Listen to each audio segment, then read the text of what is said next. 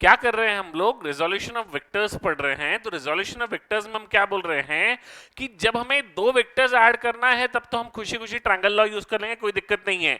But जब दो से ज्यादा वेक्टर्स ऐड करने हैं तो ट्रायंगल लॉ यूज करना इज डिफिकल्ट, तो we need a easier route to do that. तो हमने क्या बोला कि हम कौन से वेक्टर्स को इजीली ऐड कर सकते हैं, जो वेक्टर्स पैरेलल या एंटी पैरेलल हो, ऐसे वेक्टर्स को हम इजीली ऐड कर सकते हैं। तो जब पैरेलल और एंटी पैरेलल वेक्टर्स को हम इजीली ऐड कर सकते हैं तो हमने बोला कि भाई 50 न्यूटन का वेक्टर है making an angle of 37 degrees.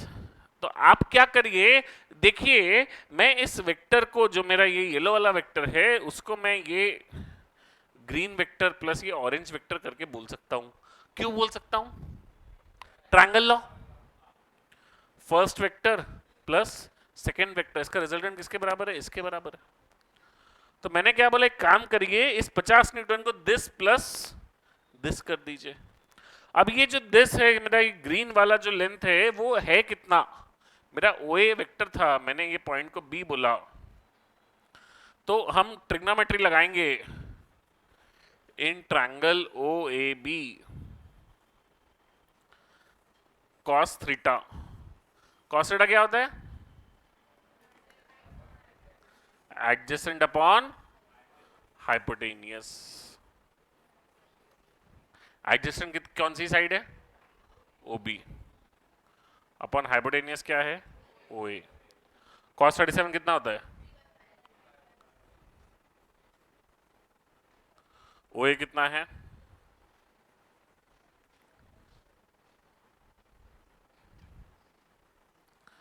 O B कितना हो गया? 30 न्यूटन्स।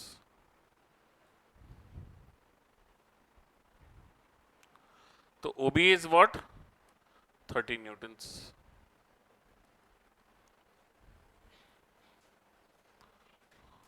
उसी तरीके से इस ट्रायंगल में जैसे हमने कॉस 37 लगाया था, एक सेकंड बेटा, वहीं के रोज, अरे अंजलि जी एंड कंपनी, आप दोनों आइए, आ गया ये इधर, लास्ट वाला बेंच खाली कर दीजिए, वो लास्ट सेकंड बेंच। तो वैसे ही उसी ट्रायंगल में sine 37 degrees is equals to what? Opposite upon hypotenuse. अरे यार, ये मैंने साइड उल्टा लिख दिया, सॉरी।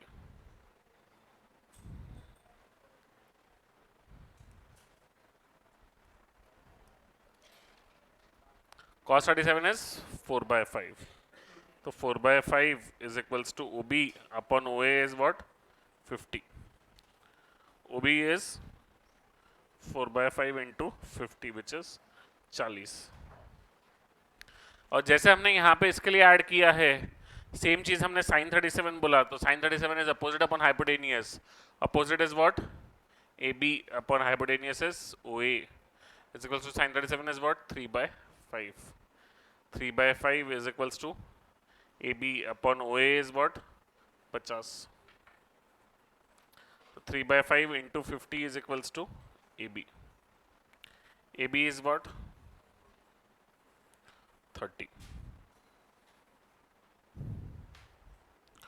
तो हम क्या बोल सकते हैं कि भाई ये 50 न्यूटन का वेक्टर है 37 डिग्रीज एंगल पे, तो उसको 50 न्यूटन 37 डिग्रीज के एंगल पे मत बोलो, उसको बोलो 40 Newton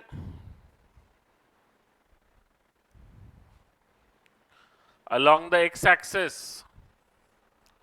plus 30 Newton along the y axis।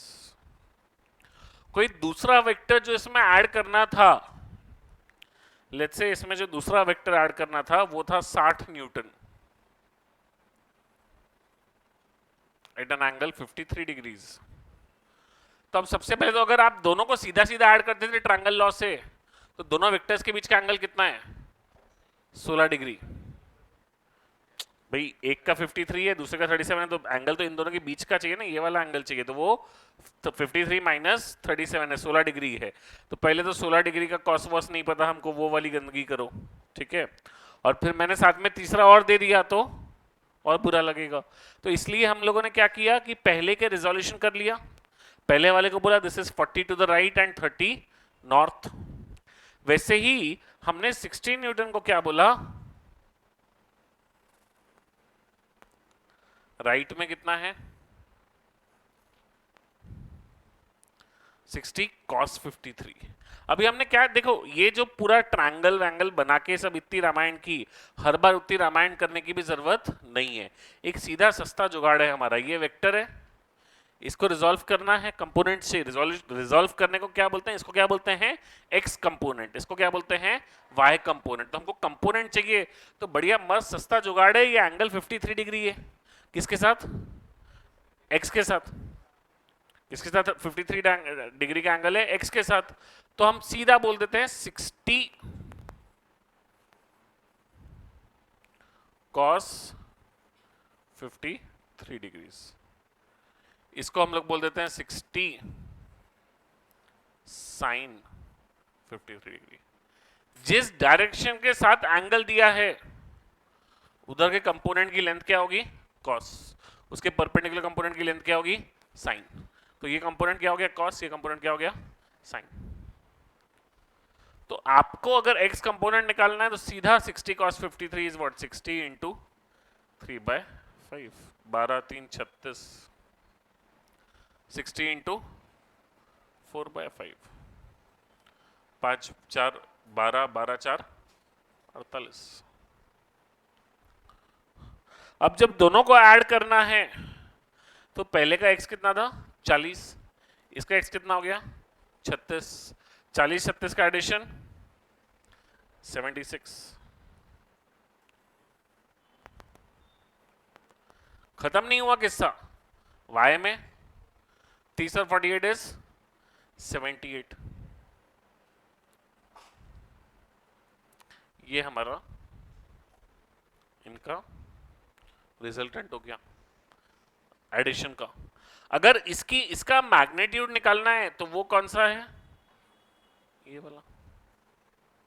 इसकी लेंथ कितनी होगी, √76 का स्क्वायर प्लस 78 का स्क्वायर। समझ रहे हैं, बोलो।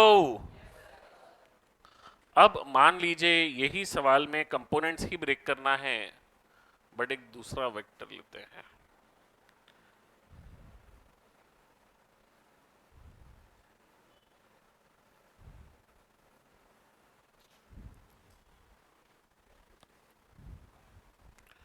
इसका x कंपोनेंट क्या आएगा,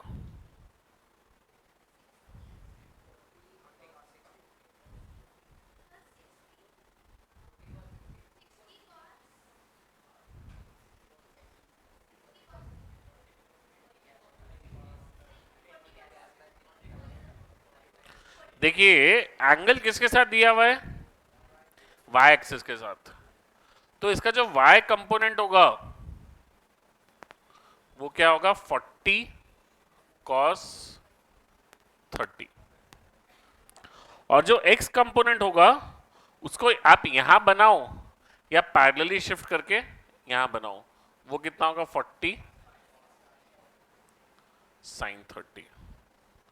तो एक कंपोनेंट इज 40 cos 30, दूसरा इज 40 sin 30। कौन सा cos किसके साथ एंगल दिया है, y के साथ, तो उस तरफ cos लिया, दूसरी तरफ sin लिया।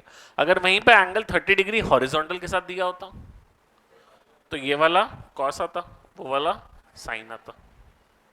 क्लियर, बुरा लग रहा है किसी को कुछ सर, कुछ कंफ्यूजन आपको, बोलिए ना सर। कैसे नहीं हो रहा बताइए, नहीं हो रहा है, अबे बोलना तो, कैसे क्यों नहीं हो रहा।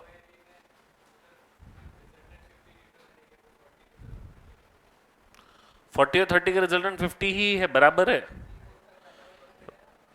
पाइथागोरस से करना पड़ेगा, 30 और 40 ऐड करके 70 थोड़ी करेगा, क्योंकि इन दोनों के बीच का एंगल कितना है 90।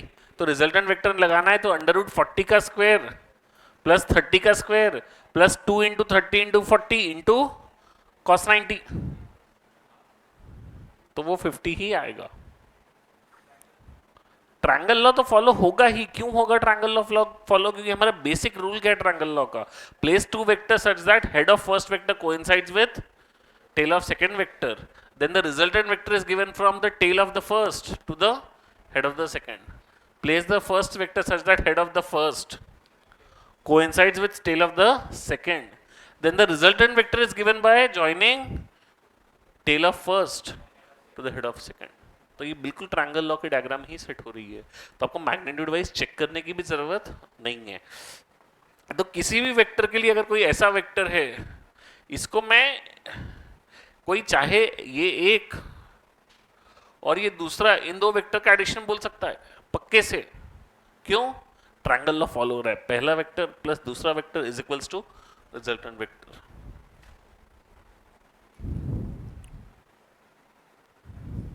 क्लियर सबको? अभी हम लोगों ने यूनिट वेक्टर्स वगैरह क्या होता है नहीं देखा है। कोई यूनिट वेक्टर यूनिट वेक्टर क्या होता है?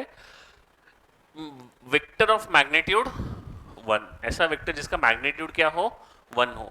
उसको किस चीज के लिए यूज करते हैं? उसका मैग्नीट्यूड 1 है तो उसको वो क्या डिनोट करता है? इट डिनोट्स द डायरेक्शन, वो डायरेक्शन डिनोट करता है। ठीक है, तो हम कोई भी यूनिट वेक्टर है, अगर कोई फोर्स का यूनिट वेक्टर, कोई ए वेक्टर उसका यूनिट वेक्टर बोला तो उसके ऊपर ऐसे कैप लगा देते हैं।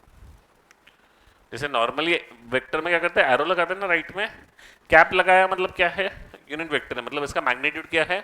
1, और उसका काम क्या है? Denotes the direction.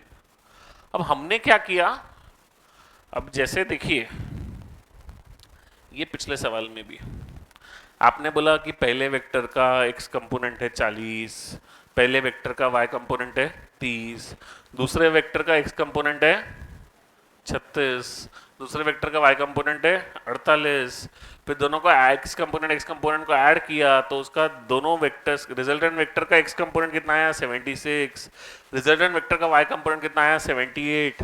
अब वो x कंपोनेंट y कंपोनेंट इतने बार लिखना है ही हम आलसी, वैसे भी हम तो वैसे ही शॉर्टकट ढूंढते, तो आपके लिए बिल्कुल रेडीमेड शॉर्टकट दे दिया है। क्या किया है हमने? बोला है जो भी कंपोनेंट x डायरेक्शन में पॉइंट कर रहा उसके आगे लगा दो आई कैप।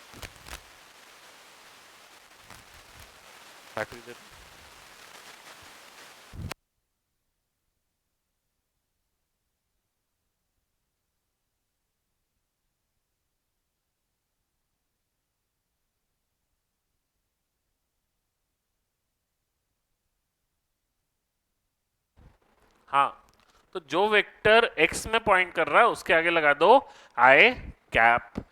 कैप क्यों लगाया? यूनिट वेक्टर है, उससे मैग्नीट्यूड चेंज नहीं हुआ। आई हमने बोल रहा है डिनोट्स द x डायरेक्शन, तो आई कैप लगाया, it denotes the x direction, तो vector is what? 36 I cap. समझा क्या?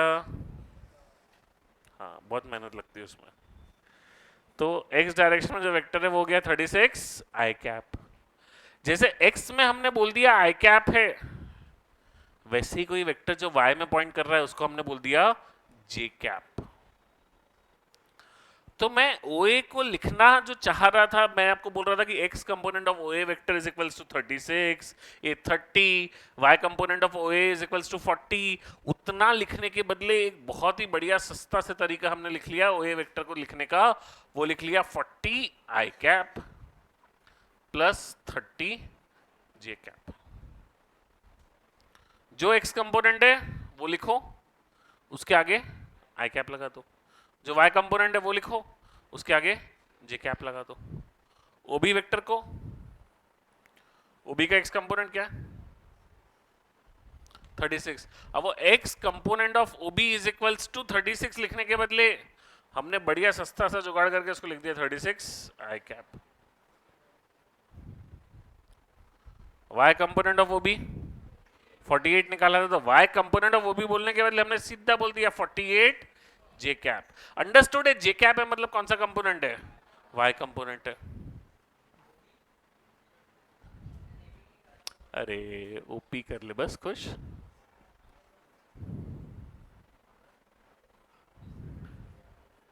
OB नहीं है, वो OP है। OB जो रहेगा वो क्या रहेगा? अगर OB को लिखना है, किसी को OB वेक्टर लिखना चाहते हैं, तो OB वेक्टर क्या रहेगा? 40 आई कैप। जे कैप में कितना? कुछ नहीं लिखा है, मतलब क्या हो गया? शून्य। होना भी शून्य चाहिए, समझ रहा है आपको? BA लिखना है किसी को, 30 जे कैप, कोई आई कैप का टर्म नहीं आएगा, बिल्कुल बिंदास, कोई दिक्कत नहीं है। फिर जब मेरे को इन दोनों को ऐड करना है, मैं क्या बोलूंगा? आई कैप मतलब एक्स डायरेक्शन, आई कैप मतलब एक्स डायरेक्शन। सेम डायरेक्शन के वेक्टर्स ऐड कर सकते, 40 प्लस 36 76 आई कैप, 30 प्लस 48 78 जे कैप, आ गया 76 आई कैप प्लस 78 जे कैप। तो एक पार्ट हो गया रिजोल्यूशन, दूसरा पार्ट हो गया कि वो कंपोनेंट्स को हमने आई कैप और जे कैप में प्रेजेंट कर दिया, आई कैप और जे कैप में प्रेजेंट कर दिया। क्लियर है क्या? अरे बोलो पक्का सबको? किसी को कोई सवाल, क्वेश्चन, क्वेश्चन मार्क हो तो बोलिए, पूछिए पूछिए, बोलिए बोलिए, पूछिए।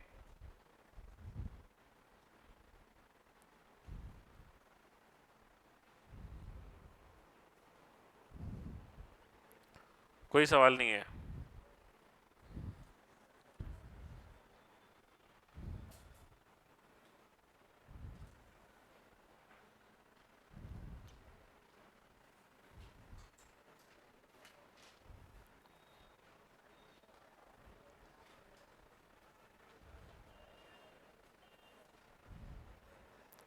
लिखिए ओबी का वेक्टर फॉर्म, ओबी का वेक्टर फॉर्म लिखिए, वेक्टर फॉर्म लिखिए ओबी का वेक्टर फॉर्म।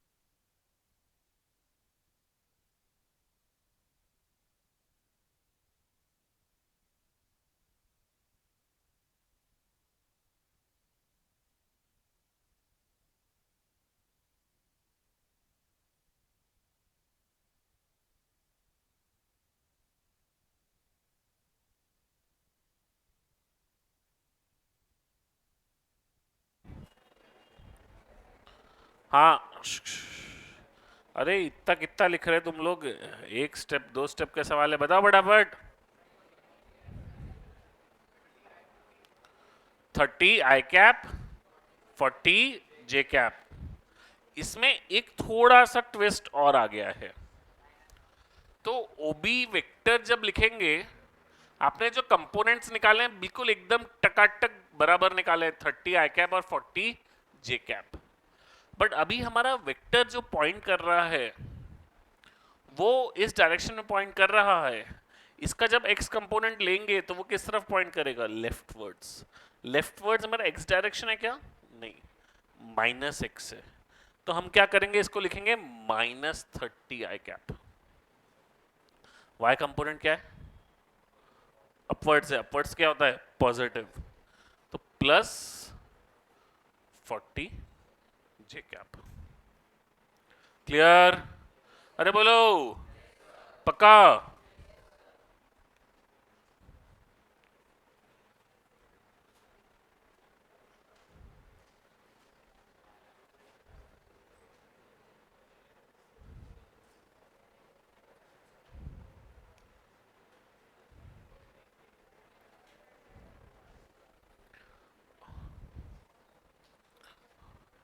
रघुनंदन जी, ओए वेक्टर।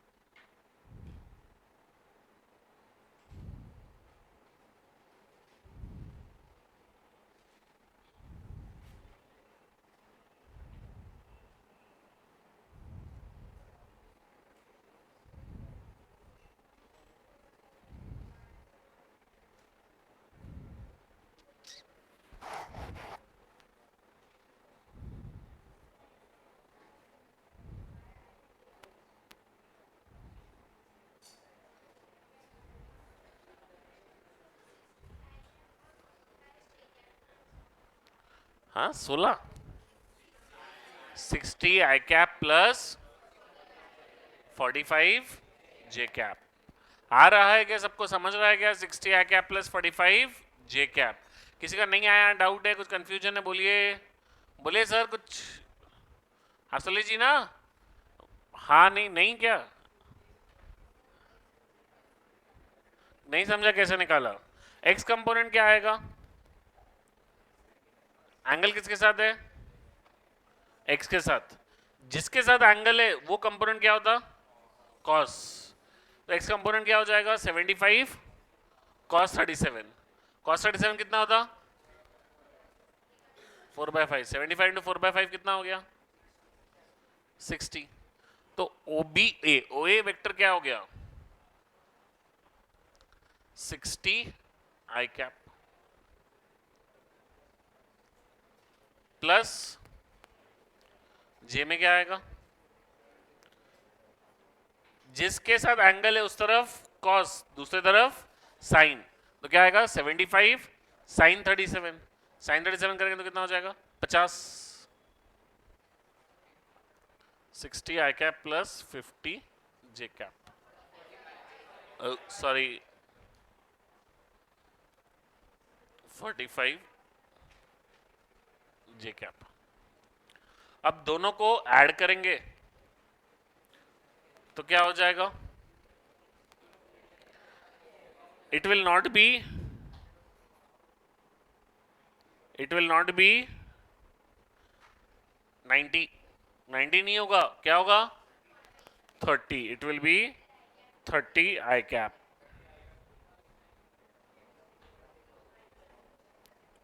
क्लियर है क्या? अरे बोलो। तो 30 आई कैप प्लस 85 जे कैप। कर लगा? नक्की? खूप छान।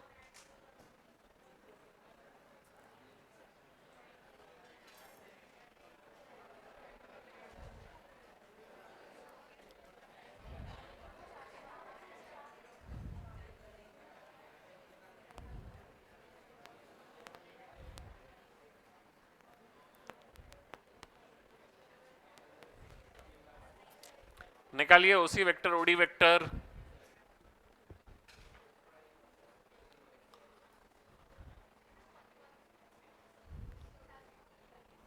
हाँ, ओसी और ओडी होए, वो भी तो निकाल के रखा हुआ है ना बे।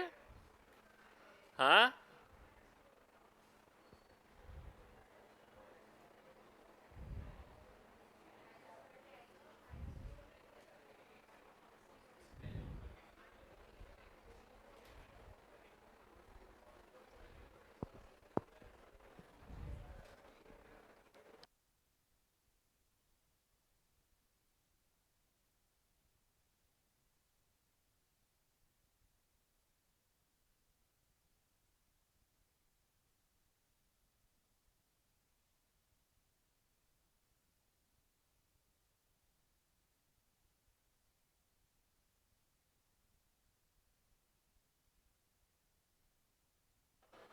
बोला बोला बोला।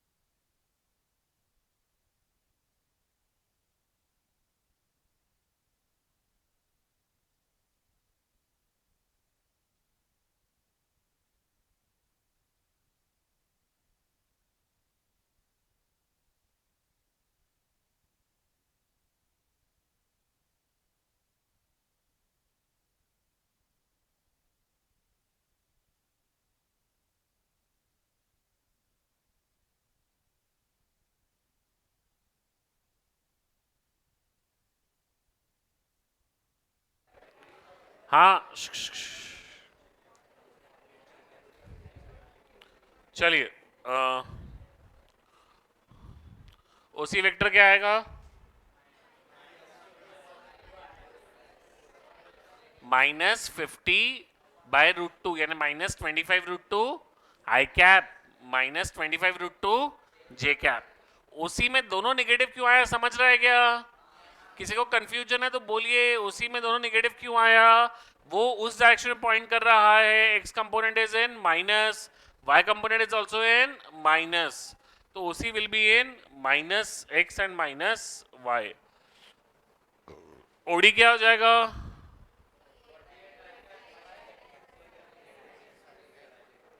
48 -36 जे कैप। क्लियर? अरे बोलो, पक्का? बहुत ही बढ़िया। तो ये हुआ हमारा रिजोल्यूशन ऑफ वेक्टर्स। अब ये रिजोल्यूशन ऑफ वेक्टर्स के बाद इसमें आप अलग अलग सवाल कर सकते हैं कि find O A plus O B, find O A minus O B, find 2OA plus O B. तो 2OA वेक्टर करना है तो क्या करेंगे, यही केस में 2OA वेक्टर करना है तो क्या करेंगे, 60 आई कैप प्लस 45 जे कैप को क्या लिख देंगे, 120 आई कैप प्लस 90 जे कैप। 2OA वेक्टर क्या हो जाएगा, 2 into 60 I cap is what, 2 into 60 is what, 120 I cap, 2 into 45 J cap is 90 J cap. Clear है क्या सबको? अरे बोलो। चलिए बहुत ही बढ़िया।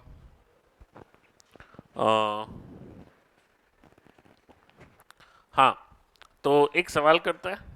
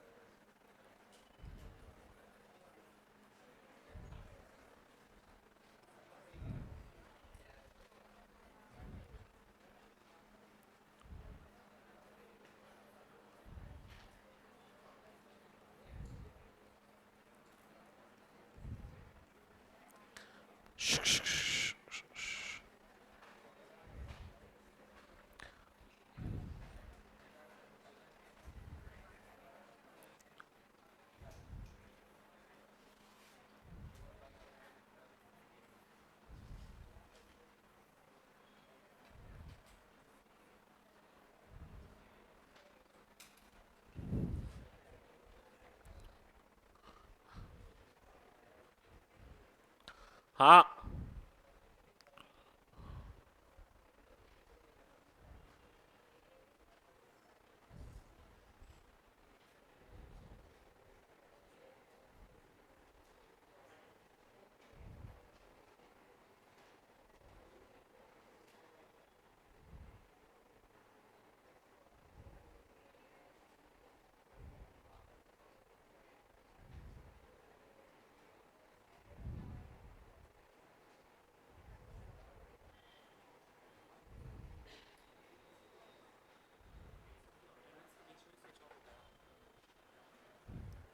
गई अटेंडेंस छोड़ दे, आज रहने दे, वो सेव नहीं होती वापस, वापस लेनी।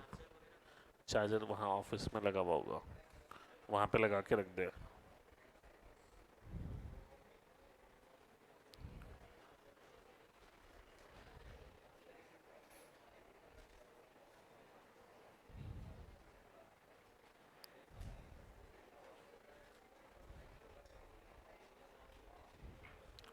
हाँ,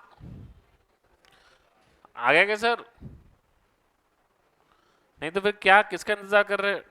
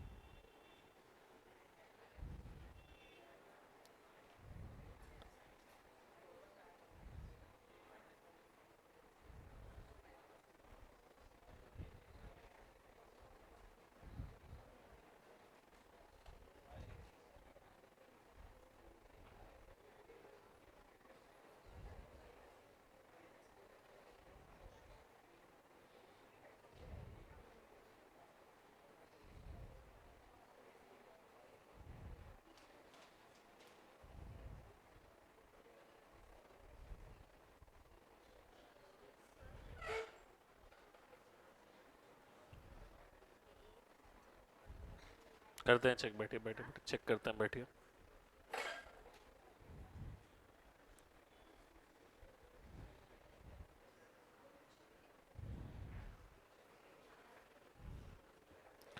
पांडे जी आए क्या? क्या आया पहला वाले का? 30 आई कैप प्लस 40 जे कैप। नहीं, ओए वेक्टर का 30 आई कैप प्लस 40 जे कैप नहीं आएगा। -30 आई कैप प्लस 40 जे कैप। वो भी वेक्टर क्या आया सर? सर नाम भूल गया सर मैं आपका। हाँ शाहू जी बताइए, वो भी वेक्टर क्या आएगा?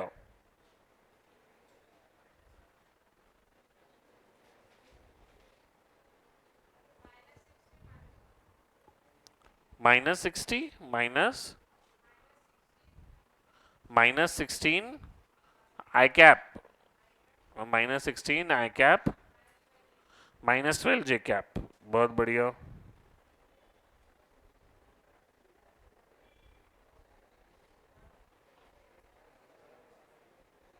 एडिशन क्या हो जाएगा?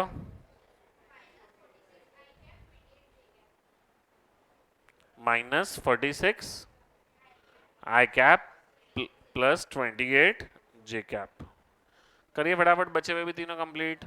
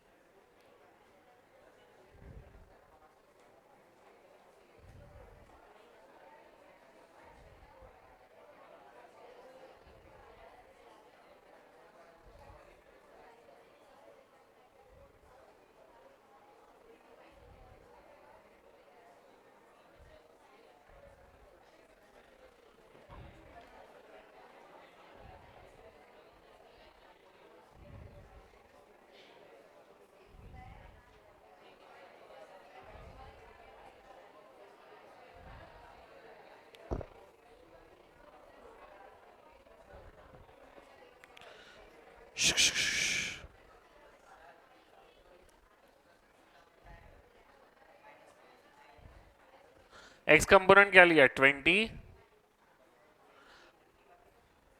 अरे बी वेक्टर उल्टा बोला क्या? तो इतनी देर से सो रहे थे क्या बाकी लोग? बी वेक्टर उल्टा किया है। X component will be 20 cos 53 which is -12 I cap -16 J cap।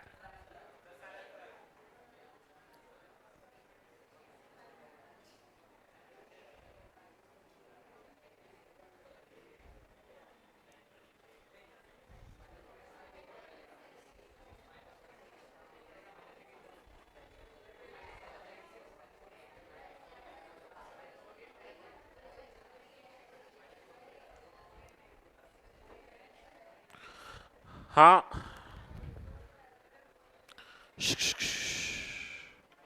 अरे ऐ,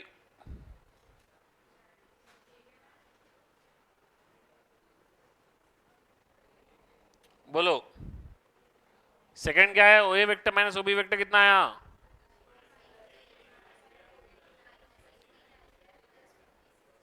-18 I cap plus 56 J cap। Third 2OA vector minus OB vector -48 plus 36 की -36 प्लस 96 J cap। और थर्ड वाला फोर्थ वाला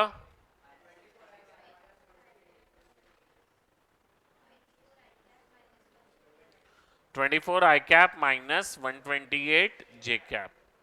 क्लियर है क्या? चलिए लिखिए next heading, magnitude of a vector. टिपने का है ना, 5 मिनट में टिप लीजिएगा आप लोग। पहले मैग्नीट्यूड ऑफ अ वेक्टर लिख लीजिए, चलेगा, उतना आगे पीछे जगह मत छोड़ो। आगे का टिप लो, वो पीछे यानी बाद में टिप लेना है इसके। मैग्नीट्यूड ऑफ अ वेक्टर, तो कोई एक इन जनरल वेक्टर है O A vector, that is equals to x i cap plus y j cap plus z k cap. So we have three directions actually. One is x, the second is y, third is z. तो z कौन सा होता है? तो जैसे अगर ये आपका राइट में x है, ऊपर y है, तो z कहाँ होता है? ऐसे प्लेन से बाहर निकलता है, z इज लाइक दिस। वो आप लोगों ने